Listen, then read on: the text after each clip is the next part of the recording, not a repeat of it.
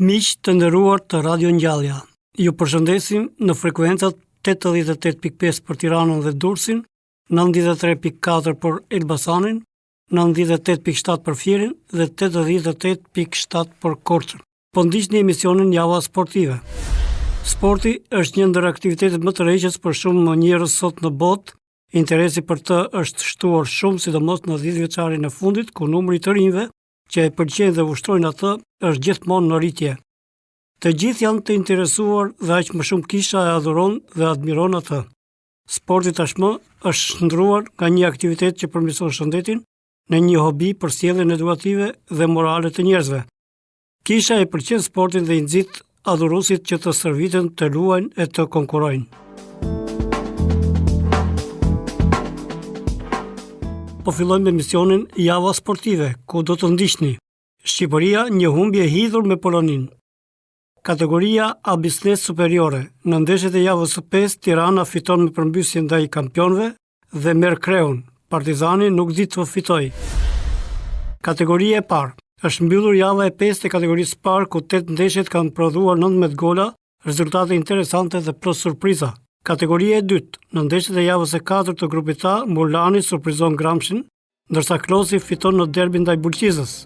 Kurse Internacionali merr fitoren e parë kundër 19 vjeçarëve të Adës, ndërkohë që ngec Elbasani. Përfundon maratona e Tiranës 2021, shpallën fituesit dhe shpërndahen shpërblimet. Basketboll, këtë javë starton Liga Mbarkombëtare, hidhet shorti. Kampionatet më të bukura europiane, Itali, Angli, Gjermani, Francë, Spanjë dhe Greqi. Shqipëria një humbje hidhur me Poloninë, përsëritet historia. Lewandowski me shokët marrin 3 pikë, ndërsa ëndra kuqezi e botrorit tretet në horizont. Kombëtarja shqiptare e futbollit është mundur 1-0 të marrë në mbrëmje nga Polonia në takimin e vlefshëm për grupin I të eliminatorëve të botrorit Katar 2022. Në fakt, pjesa e parë e ndeshjes së luajtur në stadiumin Arena Kombëtare në kryeqytet ka nisur e baraspeshuar me një lojë të luftuar mes fush, por minuta e 9 sjell 3 përpjekje të rrezikshme të kuqezinëve dhe Uzuni e Manaj bllokohen nga mbrojtja. Kurse Ramadani është i pasakt në goditje nga larg.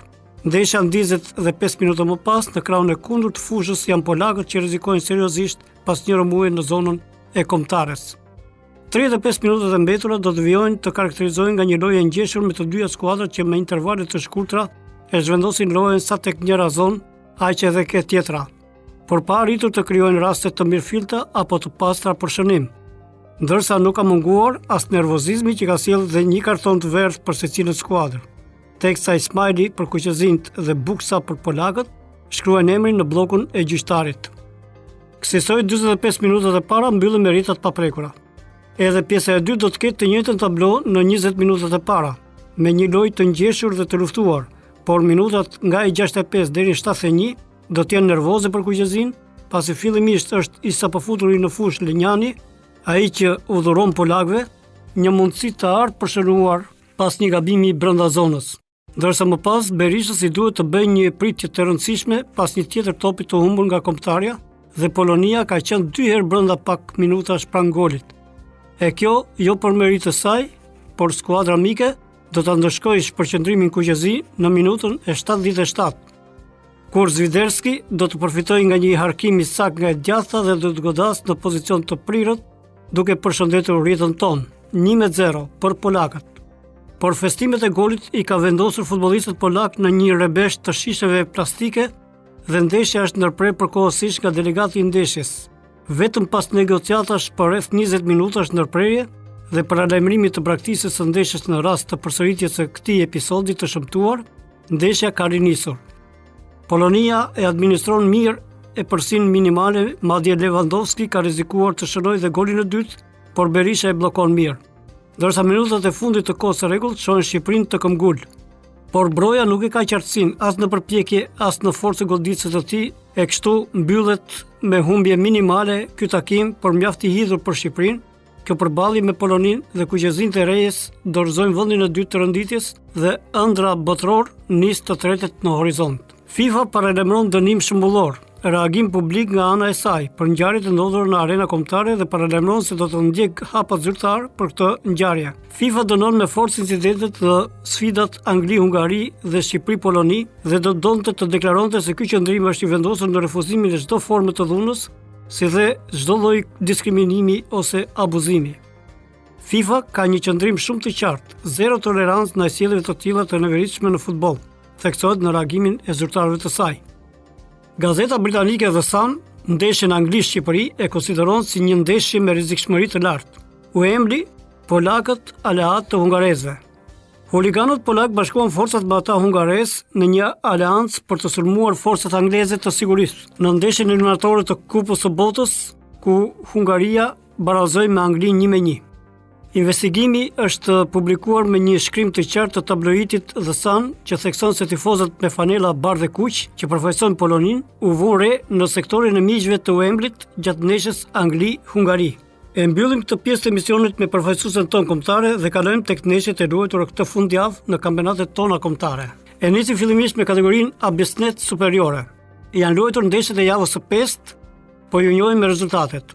Partizani Kuksi 1-1. Golët u shënuan nga Cara në minutën e 65 dhe barazon për Kuksi anët Feja Ajo në minutën e 70. Teuta Tirana 2-3.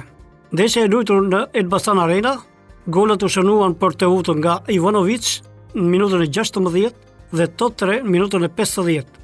Ndërsa për Tiranën, që në start ka shënuar Xhixha në minutën e parë, Najdovski 48 dhe Lima 64. Kastrioti Skënderbeu 2-0. Golët u shënuan nga Arber Basha në minutën e 65 dhe Armando Rami në minutën e 84. Laçi Egnatia 0-1. Goli u shënuan nga Pedro Augusto në minutën e 75. Ndërsa ndeshja Vllaznia Dinamo do të luhet sot në orën 19:45 në stadiumin Loro Boriçi të Shkodrës. Tirana mundi Teutën dhe rëmbejnë vendin e parë. Bardhëblut kanë mundur me përmbysje Teutën me rezultatin 3-2. Ka qenë një përmbysje spektakolare nga Bardhëblut, të cilët kanë arritur ta mundin kampionen me rezultatin 3-2, e duke marrë njëkohësisht edhe vendin e parë në renditje. Në Elbasan Arena, Bardhëblut e kanë nisur sfidën në mënyrën më të mirë të mundshme duke shënuar pa u mbyllur minuta e parë me anë të Xhixhës, ndërsa Teuta arrin të gjejë golin e barazimit në minutën e 16. Një goditje dënimi ekzekutuar perfekt nga Kallaku është shfrytzuar nga Ivanovic, që ka goditur saktësisht me kokë dhe 1-1.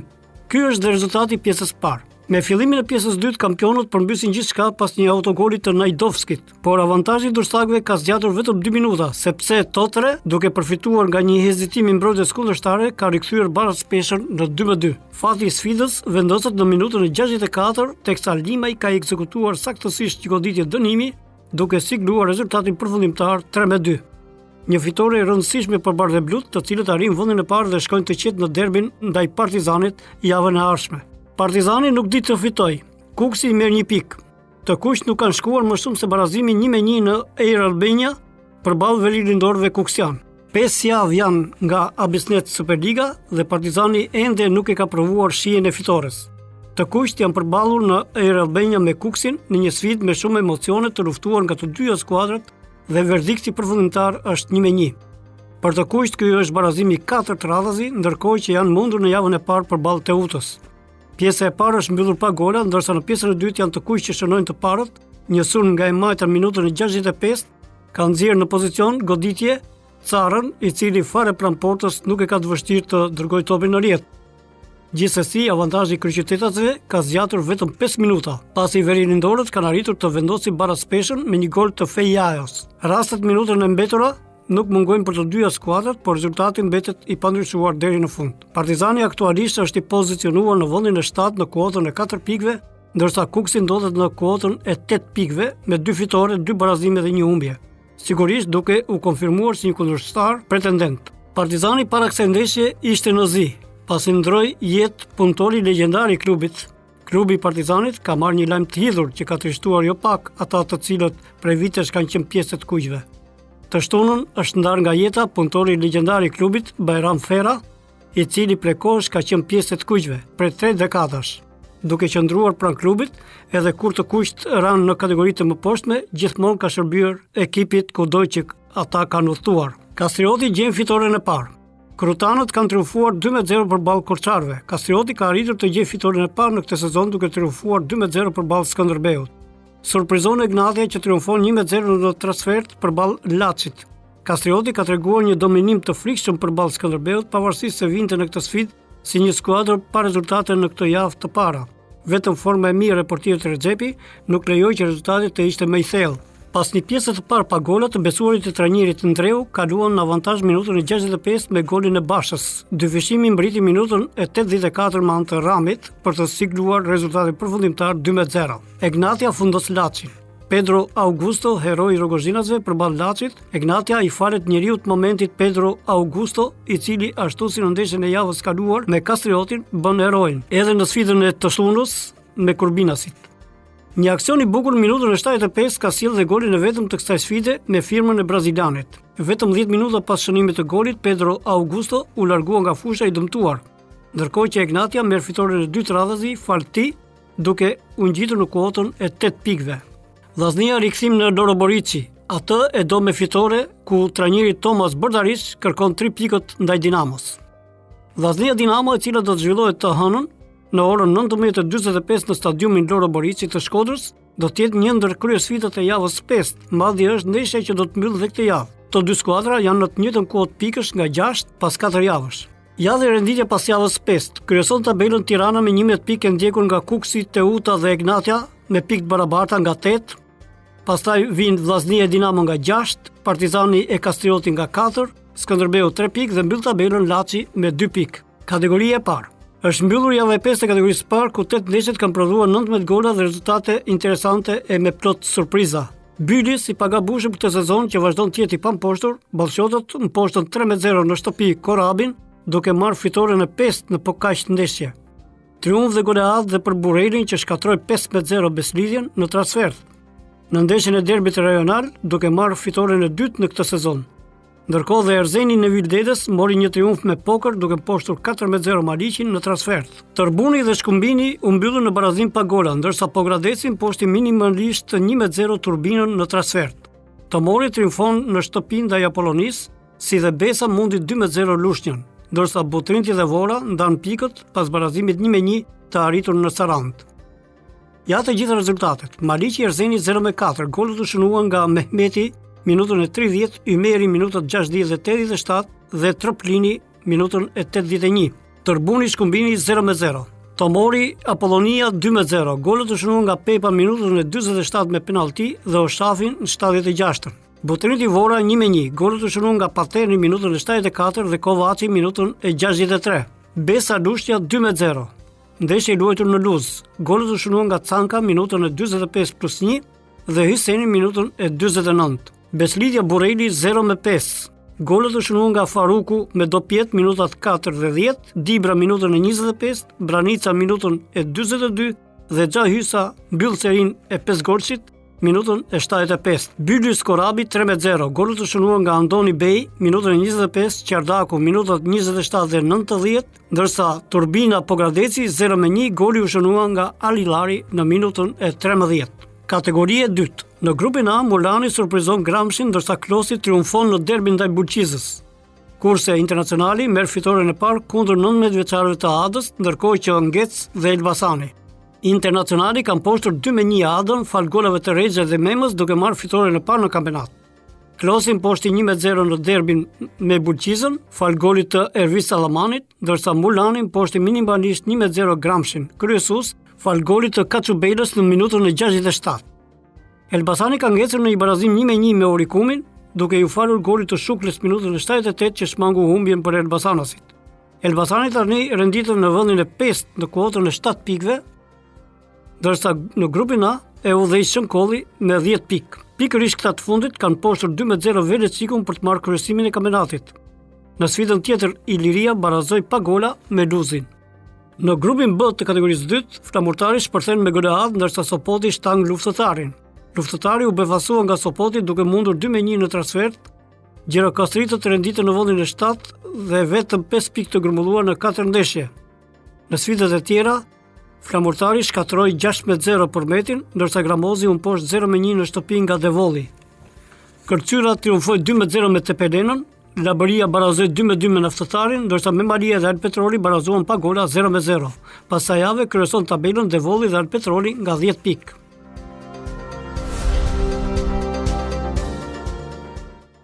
Maratona Tiranë 2021. Përfundon Maratona e Tiranës 2021, shpallën fituesit dhe shpërndahen shpërblimet. Një shqiptar fiton çmimin e madh. Ja të gjitha emrat për secilën kategori. Ditën e diel është zhvilluar Maratona e Tiranës 2021, e cila zhvillohet në vitin e 5 të saj. Në këtë maraton përdjen fitues të shpallur Ilir Kollezi, ndërsa për femra fitoi atletja ukrainase Valentina Verecka. Të dy kanë fituar garën për 42 kilometra. Pastaj u rendit atletja shqiptare Luiza Gega. Në kategorinë Tirana 10 km meshkuj ishte Antanas Samchevski nga Maqedonia e Veriut, i cili ishte triumfatori i kësaj gare. Në kategorinë në half maraton 21 km ishte Bogdan Semenovic nga Ukraina që fiton gjysmë maratonën, ndërsa në të dytin ishte Ivan Bubnov, kurse Albion Ymeri u rendit i treti. Në këtë maraton pati dhe shpërblime në euro për çdo vend në renditje. Në kategorinë maraton 42 km, 3 vendet e para janë si më poshtë. Fitues për meshkuj janë Ilir Kollezi i Shqipërisë me 5.000 euro fitim, Igor Jakinovski, Maqedonia e Veriut, 3.000 euro, ndërsa Stefan Trosti i Austrisë fiton 2.000 euro. Fituesit për femra, Verecka Valentino e Ukrainës fiton vendin e parë dhe shpërblimin 5.000 euro. Luiza Gega e Shqipërisë fiton 3.000 euro, Katerina Brisalda e Ukrainës fiton 2.000 euro. Në kategorinë half maraton 21 km, 3 vendet e para janë si më poshtë. Fituesit për meshkujt janë Bogdan Semenovic nga Ukraina që fiton 2.000 euro, Ivan Bubnov nga Rusia që fiton 1.500 euro, Albion Ymeri nga Kosova që fiton 1.000 euro.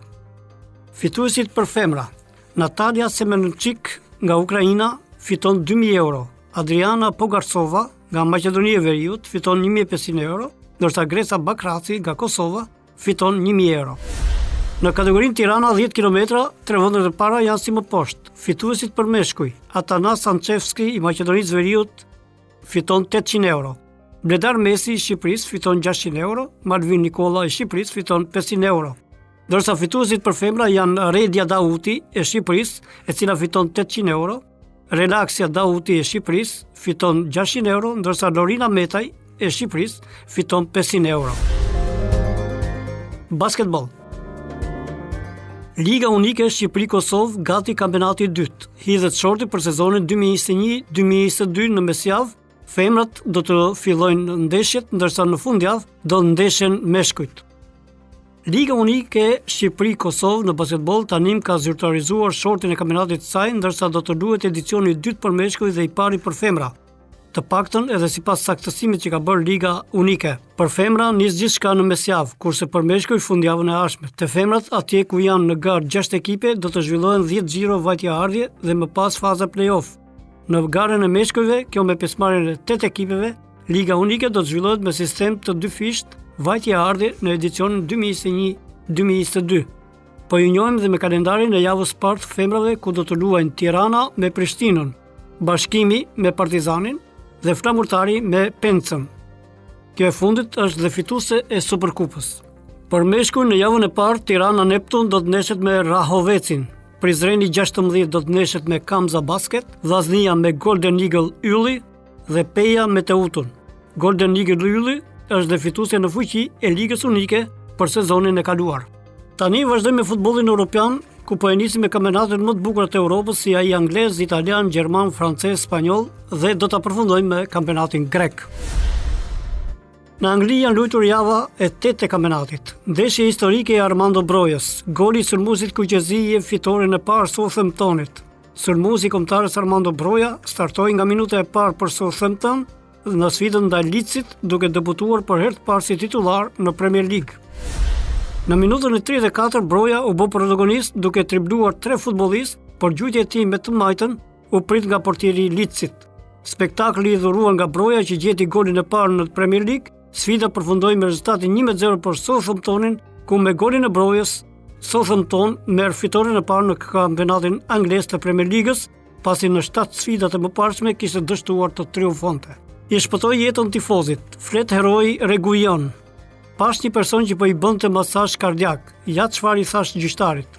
Në sfidën Newcastle Tottenham, dy futbollistët Eric Dyer dhe Sergio Reguilon shmangën tragjedinë pasi një person kishte psuar atak kardiak në shkallët e stadiumit. Ishte Reguilon ai që lajmëroi gjyqtarin të ndalonte ndeshjen për të thirrur stafi mjekësor në ndihmë të tifozit, ku ju dha dhe ndihmë e parë. Shejkut deputojnë me humbje. Tottenhami poshtë mesvojtës Newcastle-in. Tottenhami ka marrë një fitore të vuajtur 2-3 përballë Newcastle-it në javën e 8 të Premier Ligës. Spursat e kanë parë veten në disavantazh pas vetëm 2 minutash lojë ku Wilson dërgon në avantazh vendasit. Por brenda pjesës së parë, Tottenhami përmbysi gjithçka duke shënuar 3 herë me Ndombele, Kane dhe Son. Në minutat e fundit të takimit, Newcastle ngushtoi diferencën me autogolin e shkaktuar nga Dyer, por vetëm kaq. Shejkët deputojnë me humbje në sfidën e parë të Premier Ligës dhe kjo do të jetë gjithashtu ndeshja e fundit për trajnerin Steve Bruce, që është shkarkuar para një jave, por u la në stol për këtë ndeshje. Janë rezultatet e të gjitha ndeshjeve të luajtura në Premier League për javën e 8. Watford Liverpool 0-5, Southampton Leeds United 1-0, Norwich City Brighton 0-0, Aston Villa Wolves 2-3, Leicester City Manchester United 4-2, Manchester City Burnley 2-0, Brentford Chelsea 0-1, Everton West Ham United 0-1, Newcastle Tottenham 2-3, ndërsa Arsenal Crystal Palace do të luhet sot. Renditja deri tani është kryeson Chelsea me 19 pikë, i ndjekur nga Liverpooli me 18 dhe Manchester City 17. Itali. Edhe në Itali është luajtur java e 8 e kampionatit të Serie A. Disfata e parë në kampionat e Interit. Trajneri Simone Inzaghi ka thënë se në episodin e golit të dytë të Lazios ishte një episod i rëndë që vendosi ndeshjen duke humbur mend. Spezia fiton me përmbysje, Mana i hyn nga stoli dhe merr të verdh. Spezia ka arritur të marrë një fitore të vuajtur 2-1 përballë Salernitanas, një kundërshtar direkt për mbijetesë. Të parë që kaluan në avantazh ishin miqt me anë të Simit, i cili realizoi minutën e 39. Pjesa e dytë nisi rregullshëm për Spezian, e cila barazoi më një herë shifrat në minutën e 51 të takimit me Strelec. Çerekoria e fundit e ndeshjes, ukrainasi Kovalenko përmbysi gjithçka me një silur nga distanca për t'i dhënë 3 pikë skuadrës së tij. Sulmuesi kombëtar Serejmana hyri si zëvendësues në këtë ndeshje duke u aktivizuar në minutën e 68. Lushnjari u bë protagonist në minutën e fundit të ndeshjes duke u ndëshkuar me kartonin e verdhë nga arbitri. Janë rezultatet e tjera të Serie A. Spezia Salernitana 2-1, Milan Verona 3-2, Cagliari Sampdoria 3-1, Udinese Bologna 1-1, Genova Sassuolo 2-2, Empoli Atalanta 1-4, Lazio Inter 3-1, Napoli Torino 1-0, Juventus Roma 1-0. Renditja pas javës së 8 është si më poshtë. Kryeson Napoli me 24 pikë, i ndjekur nga Milan me 22. Edhe në Bundesligën gjermane janë luajtur ndeshjet e javës së 8. Bayern masakron Leverkusenin, i shnon 4 gola në 8 minuta. Bayern Munich nuk i ka dhënë kohë Borussia Dortmundit të gëzojë vendin e parë në renditje, pasi që sot është kthyer në majën e klasifikimit të Bundesligës. Skuadra e Nagelsmann e ka bërë me një paraqitje monstruoze pasi ka fituar në shifrat 5-1 në fushën e Bayer Leverkusen, duke poshtruar kundërshtarin që në pjesën e parë. Lewandowski shënoi golin e avantazhit që në minutën e 4, por furia e bavarezëve nuk u ndal në diferencën e minutave 30-37, ku u dhurua një spektakël i rrallë, duke u shënuar 4 gola në 7 minuta. Përsëri Lewandowski, Müller e më pas një 2 golshi i Gnabrit bën të qartë që kur shënohej minuta e 37 e ndeshjes, fati i kësaj sfide ishte përcaktuar. Leverkusen shënoi vetëm golin e nderit në pjesën e dytë me anë të Schick, por nuk mundi të bënte më shumë ndaj superfuqisë së futbollit gjerman, që duket se dëshiron ta mbyllë sa më shpejt çdo hesap në rrugën për titullin. Ja rezultatet e tjera. Hoffenheim Köln 5-0, Union Berlin Wolfsburg 2-0, Eintracht Frankfurt Hertha Berlin 1-2, Borussia Dortmund Mainz 3-1, Freiburg Leipzig 1-1, Fürth Bochum 0-1, Borussia Mönchengladbach Stuttgart 1-1, Bayer Leverkusen Bayern Munich 1-5, Augsburg Armenia Bielefeld 1-1. Kryeson pas 8 javësh Bayern me 19 pikë, i ndjekur nga Borussia Dortmundit me 18 pikë. Kalojmë në kampionatin francez, ku janë luajtur ndeshjet e javës së 10. Mbappé shpëton Paris Saint-Germain nga turpi. Pochettino ja del edhe pa hyjet.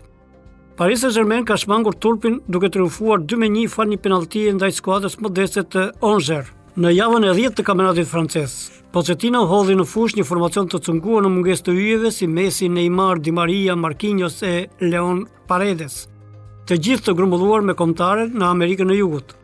Angers kaloi në avantazh minutën e 36 me anë të Fulginit duke shtangur kryeqytetasit. Në pjesën e dytë reagimi i parizienëve erdhi vonë, pikërisht në minutën e 69 kur Danilo barazoi shifrat pas një asist të Mbappé. 3 minuta nga fundi Mbappé u bë sërish protagonist, por të herë duke shënuar nga pika e 11 metrëshit. Paris Saint-Germain shmangu kështu turpin duke marrë 3 pikë që shkëpusin ndjeshëm në kreun e ligës, 1 të Francës në kuadrën e 27 pikëve. Ja dhe rezultatet. Paris Saint-Germain Angers 2-1, Clermont Foot Lille 1-0, Lyon Monaco 2-0, Troyes Nice 1-0, Bordeaux Nantes 1-1, Strasbourg Saint-Étienne 5-1, Brest Reims 1-1, Metz Rennes 0-3, Montpellier Lens 1-0 dhe Marseille Lorient 4-1. Renditja pas javës së 10 kryeson Paris Saint-Germain me 27 pikë duke qenë i shkëputur me 8 pikë nga vendi i dytë. Lens që ka 18 pikë. Spanjë. Java e 9.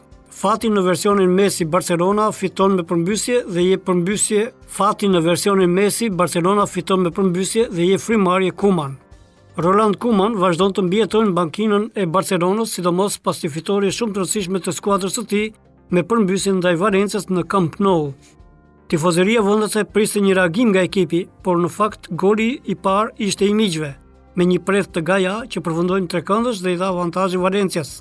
Pavarësisht devijimit të Ter Stegen, për të kthyer entuziazmin në skuadër mendoi Aneu Fati, i cili me një kombinim të bukur me Depay, që kujtonte shumë shpërthimet e Messit, barazoi rezultatin me një gjuajtje në hyrje të zonës.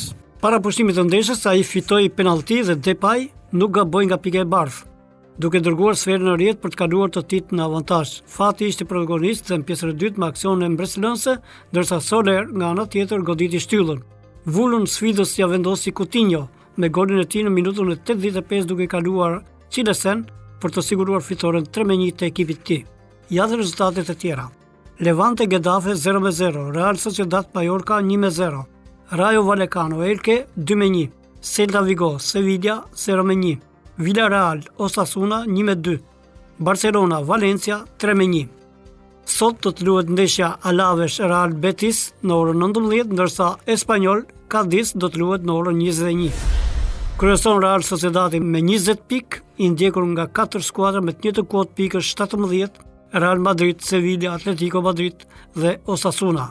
Kampionati grek, java e 6. Olympiakos ruan kryesimin pas fitores në transfertën e Janinës, ndërsa interesant me bombardim golash ka qenë takimi i luajtur në Selanik mes PAOK-ut dhe Volos, që u mbyll 4-4. Ja dhe rezultatet e javës së 6 kampionatit grek. Apollon Smyrni, Asteras Tripoli 0-1, Panathinaikos Athin, Ionikos 4-1, PAOK Selanik Volos 4-4, Panetolikos Ofi Kret 1-2, AEK Athin Atromitos Peristeri 3-0, Janina Olympiakos Pire 1-2, Lamia Aris Selanik do të luhet sot në orën 18:30. Kryeson tabelën pas javës së 6 Olympiakos me 14 pikë, PAOK, Volos dhe AEK kanë nga 13 pikë. E me kampionatin e Helenas e mbyllim dhe për sot rubrikën Java Sportive që transmetohet një në javë këtu në Radio Ngjallja.